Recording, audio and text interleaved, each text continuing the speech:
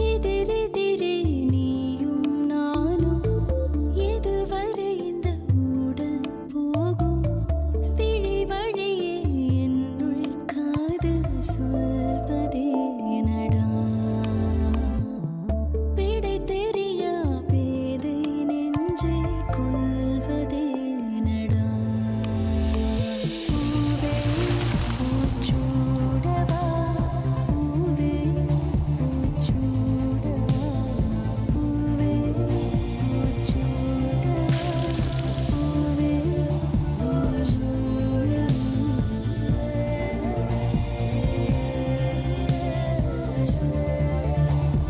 பூவே பூச்சுடவா power by Nippon paint, Asia's real number 1 paint.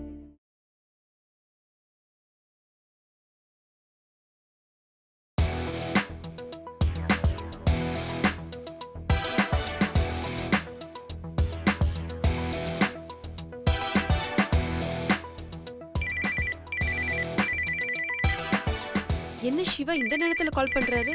ஆரம்பமே சரியில்லையே. சரி, என்னன்னு கேப்போம். Good morning boss. எங்க இருக்க? இந்த நேரத்துல எங்க இருப்பேன்? வீட்ல தான். ஆபீஸ் கிளம்பிட்டு இருக்கேன். இவ்வளவு சீக்கிரமாவா? பாஸ், உங்களுக்கு என்ன பாஸ்? வீட்டு வேலை செய்யறதுக்கு ஆள் இருக்காங்க. நீங்க எந்திரிச்சதுல இருந்து கார் உள்ள லேப்டாப் வச்சு கார் கீ குடுக்கற வரைக்கும் எல்லாத்துக்கும் ஆள் இருப்பாங்க. ஆரம்பிச்சிட்டியா? உன்கிட்ட எல்லாம் கொஞ்சம் கூட வாயே கொடுக்க கூடாது. ஆனா நான் அப்படி இல்ல பாஸ். காலையில எழுந்து டீ போட ஆரம்பிச்சு டிஃபன் பண்ற வரைக்கும் எல்லாத்தையும் நான் தான் பாத்துக்கணும். மத்தியானத்துக்கு சாப்பாடு ரெடி பண்ணணும். அப்புறம் நான் ரெடி ஆகி பஸ் ஸ்டாண்டுக்கு பரபரன்னு ஓடி போய் ஒரு பஸ்ஸ புடிச்சு ஆபீஸ்க்கு வந்து சேர்றதுக்குள்ள போதும் போதும் ஆயிடும் பாஸ். ஏய், எந்திரிச்சதுல இருந்து என்னமோ நீ மட்டும் தான் அவ்வளவு வேலையும் செய்யற மாதிரி பேசுற. ஏன் உங்க வீட்டுல அக்கா தங்கச்சி இருக்காங்களா? அவங்களும் அதெல்லாம் செய்ய மாட்டாங்களா? இத்தனை நாளா மீனாட்சி அக்கா தான் எழுந்து எல்லா வேலையும் செஞ்சிட்டு இருந்தா. இப்போ அவங்க உங்க வீட்டு மருமகளா வர போறாங்கல்ல. உங்க வீட்டுல தான் எல்லாத்துக்கும் ஆள் வச்சிருக்கீங்கல்ல, அதனால இப்பவே அவளுக்கு ரெஸ்ட் கொடுத்தாச்சு. அனு அப்பப்ப ஏதா ஹெல்ப் பண்ணுவா. அவ காலேஜ் போறால, அதனால அம்மா எந்த வேலையும் செய்ய வேணாம்னு சொல்லிட்டாங்க. அடுத்தது துர்கா. அனுவே அப்படி சொல்லும்போது துர்காவை அம்மா டிஸ்டர்ப் பண்ணவே மாட்டாங்க. அது மட்டும் இல்ல பாஸ், எங்க வீட்ல நான் தான் அடுத்த கல்யாண பொண்ணு. நான் வாழ போற வீடு எப்படி இருக்க போதோ, உங்க வீடு மாதிரி இருந்தா பரவாயில்ல. எல்லாத்துக்கும் ஆள் வச்சிருக்கீங்க. நான் போற வீடு ஒருவேளை எங்க வீடு மாதிரி இருந்துச்சுன்னா எல்லா வேலையும் நான் தானே செய்யணும். அதனாலதான் இப்பவே ட்ரைனிங் எடுத்துக்கிறேன். அதனாலதான் காலையில எந்திரிச்சு. அம்மா தாயே, கொஞ்சம் நிறுத்துறியா? தெரியாம உன்கிட்ட ஒரு கேள்வி கேட்டேன், அதுக்கா இப்படியா? பேசாம நீ சீரியலுக்கு டயலாக் எழுத போ, அது கரெக்டா இருக்கும் உனக்கு. அப்படியே பாஸ், நான் நல்ல டயலாக் பேசுறேனா? ரொம்ப நல்லாவே பேசுற. Thank you boss. இப்ப நான் எதுக்கா போன் பண்ண, என்னை பேசவே விட மாட்டேங்கிற? தேவையில்லாம டயத்தை வேஸ்ட் பண்ணிட்டு. பாஸ், நான் எங்க பாஸ் பேச விடாம பண்ண? நீங்க கேட்ட கேள்விக்கு சுருக்கமா பதில் சொன்னேன். என்னது இது சுருக்கமா? பாஸ், என்ன பாஸ் வளவலன்னு பேசிட்டு இருக்கீங்க? என்ன விஷயம் முதல்ல சொல்லுங்க. நீ கிளம்பி ஆபீஸ்லாம் போக வேண்டாம். வழியில நான் உன்னை பிக்கப் பண்றேன். ரெடியா இரு. எங்க பாஸ் போறோம்? நித்யாவோட வீட்டுக்கு. இங்க பார், நான் கிளம்பிட்டேன். நீ ரெடி, நான் வழியில உன்னை பிக்கப் பண்ணிக்கிறேன். பாஸ், நித்யா வீட்டுக்கு எதுக்கு போறோம்? ஏன்? காரணம் சொன்னாதான் மேடம் வருவீங்களா? இல்ல பாஸ், பர்சனலா ஆபீஷியலான்னு கேட்டேன். உன்னை என்னையும் பொறுத்த வரைக்கும் எங்கேயுமே பர்சனல் கிடையாது. எல்லாமே அபிஷியல் தான். புரியுதா? சரி சரி, லேட் பண்ணிடாத, சீக்கிரம் வா. ஓகே பாஸ், நான் வந்துடுறேன்.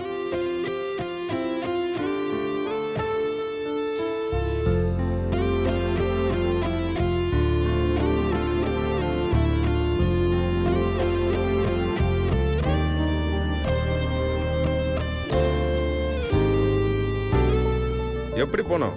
ரூட் சொல்லு. கொஞ்சம் முன்னாடி போய் ரைட் எடுத்துக்கோங்க பாஸ். இந்த ரூட் தான். நேரா போங்க. பாஸ், நிறுத்துங்க நிறுத்துங்க. எதுக்கு? அந்த பொண்ணு வீடு இங்க தான் இருக்கு. அப்படியே லெஃப்ட்ல ஓரங்கட்டுங்க பாஸ்.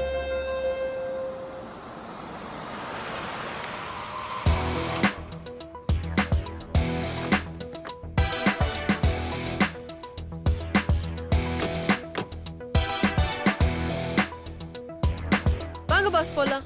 ஏய் நில்லு, நீ எங்க வர? நித்யா கிட்ட பேசுறதுக்கு. பேசணும்னு சொன்னது நான், நீ இல்ல. நீங்க பேசிட்டு இருங்க பாஸ், நான் சும்மா பக்கத்துல நிக்கிறேன். நீ பக்கத்துலலாம் நிக்க வேணாம், இங்க வாசல்லே நில்லு. உள்ள போய் பேச போறேன் நான் போய் பேசிட்டு வரேன். ஆபீஸ்லயே இருந்திருப்பேன். ஏய், என்ன முணுமுணுக்குற? ஒண்ணும் இல்ல. நீ எதுக்கும் கார்கிட்டயே நில்லு. உள்ள என்ன நடக்குன்னு ஒட்டு கேட்டாலும் கேப்ப. அங்க நில்லு. அந்த புத்தியெல்லாம் எனக்கு கிடையாது. ரோஷத்துக்கு ஒன்னும் குறைச்சல்.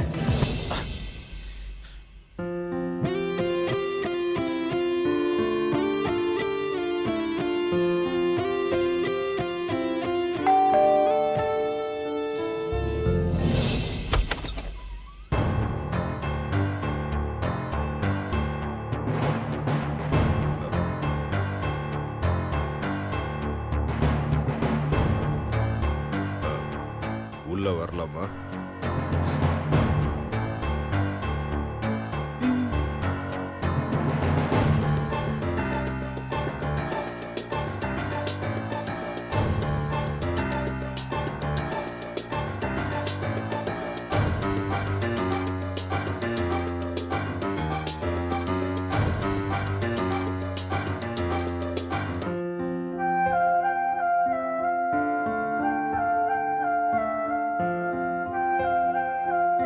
இங்க பாருங்க, உங்க தேங்க்ஸ் கிங்ஸ் எதுவுமே எனக்கு வேண்டாம்.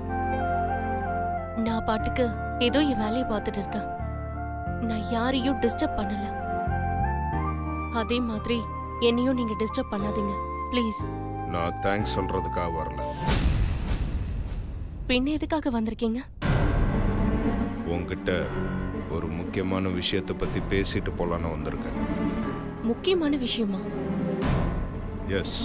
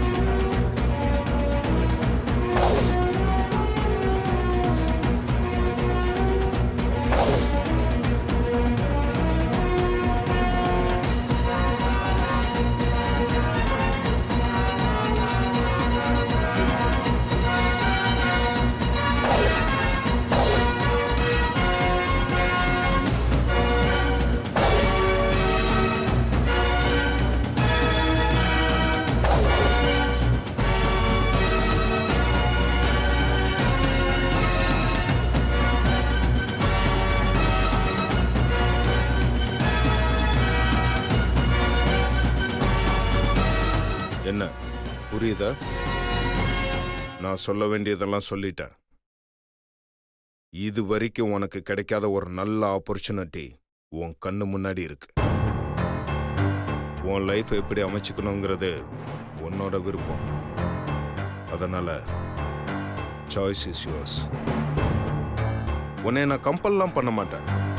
ஆனா இவ்வளோ பெரிய ஆப்பர்ச்சுனிட்டி உன் லைஃப்ல இதுக்கப்புறம் வராது.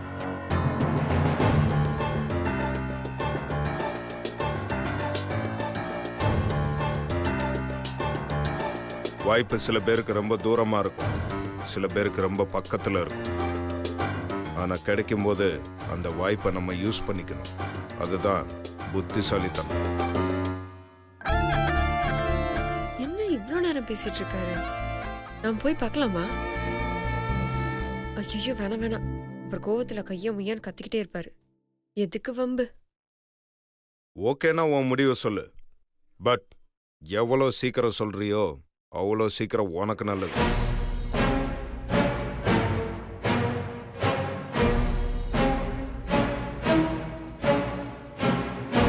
கிளம்பலாம், வண்டியில இரு.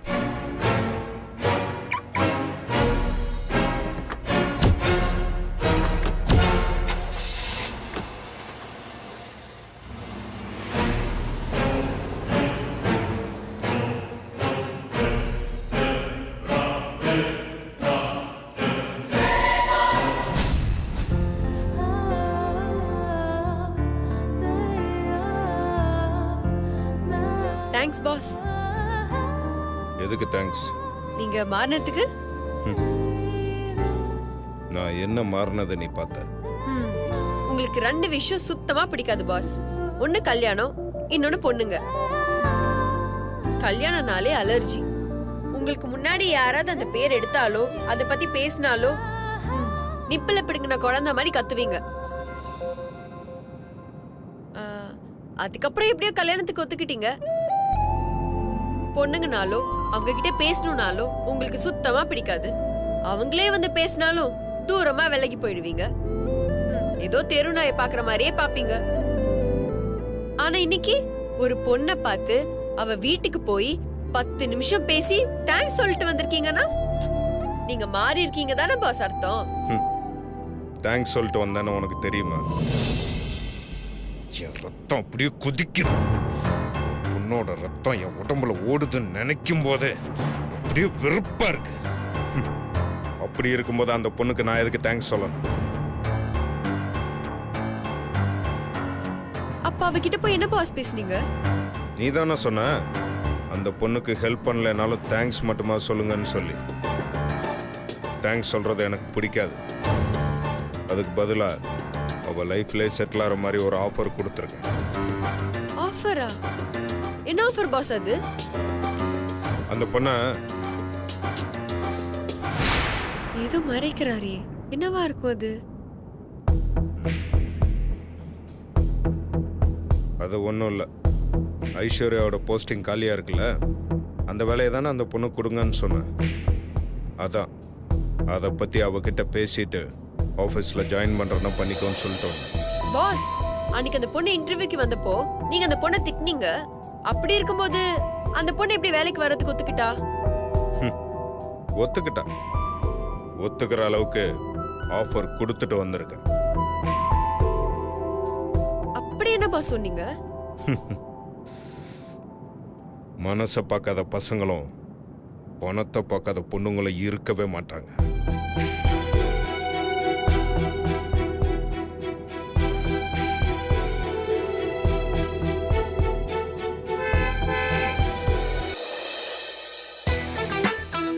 Good morning sir. Good morning sir.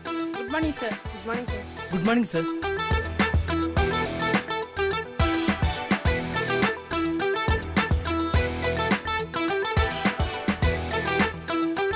Ready பண்ணிட்டு இருக்கேன் சார். இன்னும் 5 மினிட்ஸ்ல மெயில் அனுப்பிடுறேன். Thank you sir. என்னென்ன ஏன் ரூம்ல வந்து என்ன பண்ணிட்டு இருக்கீங்க? அர்ஜென்ட்டா ஆட் கம்பெனில இருந்து கான்ட்ராக்ட் அனுப்ப சொல்லியிருந்தாங்க. நீ வேற இல்லையா, அதனால தான் நானும் சுந்தரம் ரெடி பண்ணிட்டோம். தேங்க்யூண்ணா. சக்தி, அவ்வளோ அவசரமா நீயும் சிவாவும் எங்க போனீங்க? அது என்னன்னு சொல்றது? ஏன், என்னாச்சு? எனக்கு ரொம்ப குழப்பமா இருக்கு சுந்தர். விஷயம் என்னன்னு சொல்லு சக்தி.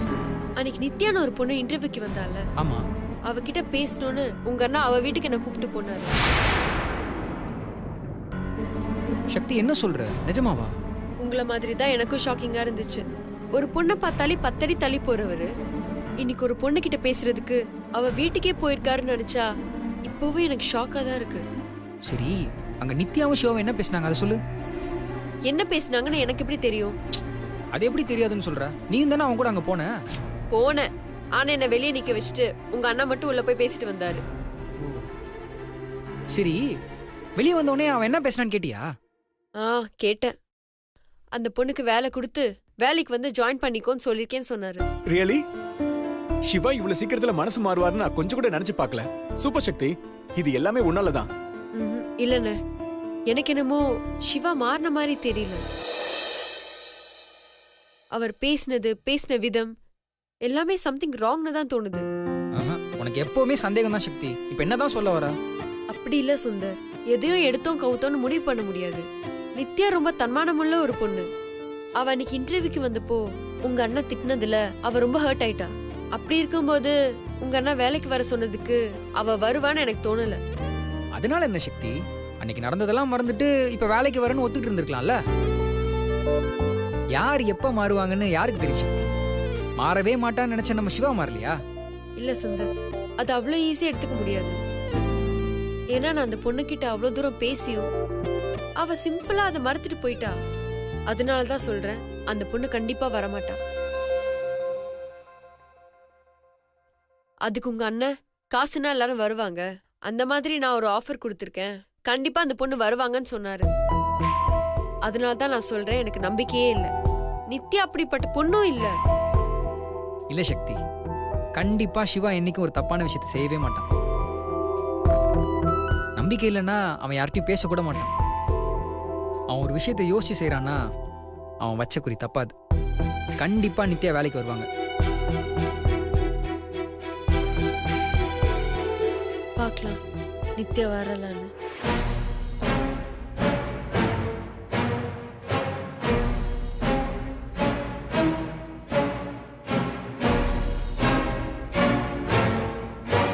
இது வரைக்கும் உனக்கு கிடைக்காத ஒரு நல்ல ஆப்பர்ச்சுனிட்டி உன் கண்ணு முன்னாடி இருக்கு.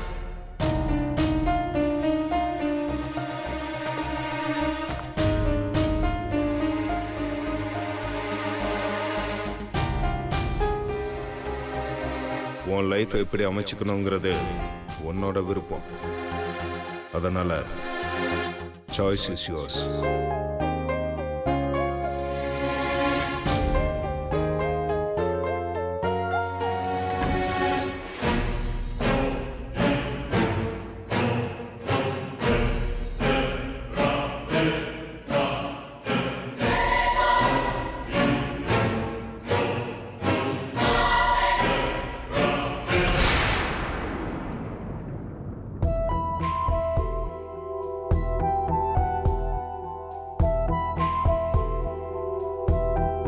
இவ்வளோ பெரிய ஆப்பர்ச்சுனிட்டி உன் லைஃப்ல இதுக்கப்புறம் வராது.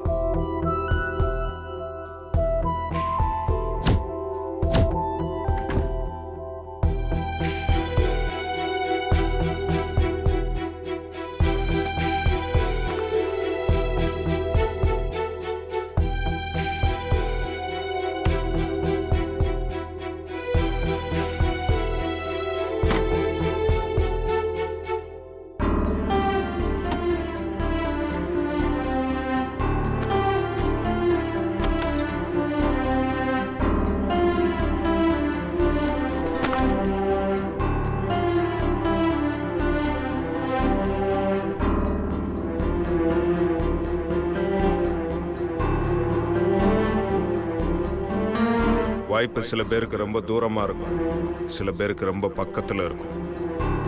ஆனா கிடைக்கும் போது அந்த வாய்ப்பை நம்ம யூஸ் பண்ணிக்கணும். அதுதான் புத்திசாலித்தனம்.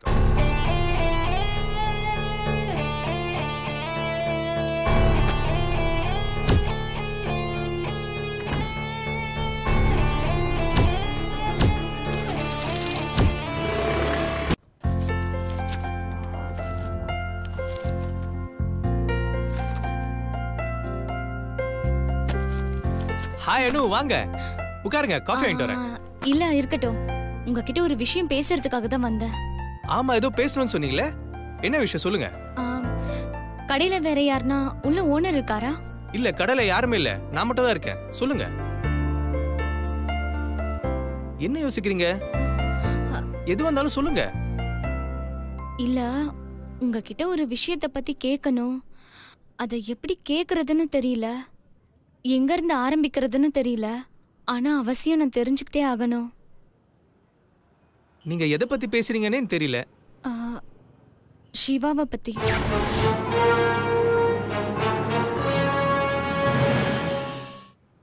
சிவா உங்க சொந்த அண்ணனா?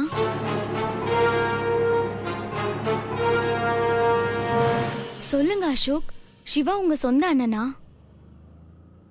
ஆமா. அப்புறம் எதுக்கு நீங்க ரெண்டு பேரும் வேற வேற இடத்துல இருக்கீங்க? அவ்வளோ வசதி இருந்தும் நீங்க எதுக்கு அந்த வேலை இந்த வேலைன்னு செஞ்சுட்டு இருக்கீங்க? சரி, சொந்தக்காரங்க பக்கத்துல இருக்கும் போதே யாருமே இல்லைன்னு என்கிட்ட எதுக்கு போய் சொன்னீங்க? உண்மையிலே என்ன நடந்துச்சு அசோக்? உங்களுக்குள்ள அப்படி என்னதான் ப்ராப்ளம்னு சொல்லுங்க. இந்த விஷயத்தை பத்தி பேசறதா இருந்தா தயவு செய்து கிளம்புங்க. அசோக், ஒரு நிமிஷம். அது என்னன்னு என்கிட்ட சொல்லக்கூடாதா? இல்ல சொல்ல விருப்பம் இல்லையா? சொல்ல வேண்டிய தேவை இல்லைங்க. அப்படின்னா என்ன பத்தி யார்கிட்டயும் சொல்ல வேண்டிய அவசியம் இல்லைங்க. நான் உங்களுக்கு நல்ல ஃப்ரெண்டு தானேங்க. அதுக்காக என்னோட எல்லா விஷயத்தையும் உங்கள்கிட்ட சொல்லணும்னு அவசியம் இல்லைங்க. ஏன் நீங்க கூட தான் நீங்க போட்டோ எடுக்க வந்தப்போ நான் அத்தனை முறை கேட்டோம், ஏன் நீங்க சோகமா இருக்கீங்க காரணம் சொல்லவே இல்லையே. நான் ரொம்ப கம்பல் பண்ணி கேட்டப்போதான் மேம்போக்கா அக்கா கல்யாணத்துல பிரச்சனைன்னு சொன்னீங்க. அப்போ நான் உங்களுக்கு ஃப்ரெண்டா தெரியலையா? உங்களுக்குலாம் ஒரு மாதிரி, மத்தவங்களுக்கு ஒரு மாதிரியா? ஏங்க, நான் இப்ப என்ன கேட்டுட்டா எதுக்கு இவ்ளோ கோவமா பேசுறீங்க? இங்க பாருங்க அசோக், சிவாவோட தம்பி என் அக்காவை கல்யாணம் பண்ணிக்க போறாரு. சிவாவோட குடும்பம் எங்களுக்கு சொந்தக்காரங்களா ஆக போறாங்க. அப்போ நீங்களும் எங்களுக்கு சொந்தம் தானே? அதுக்காக தான் என்ன பிரச்சனை, எதுக்காக அவங்கள விட்டு விலகி இருக்கீங்கன்னு கேக்குறேன்.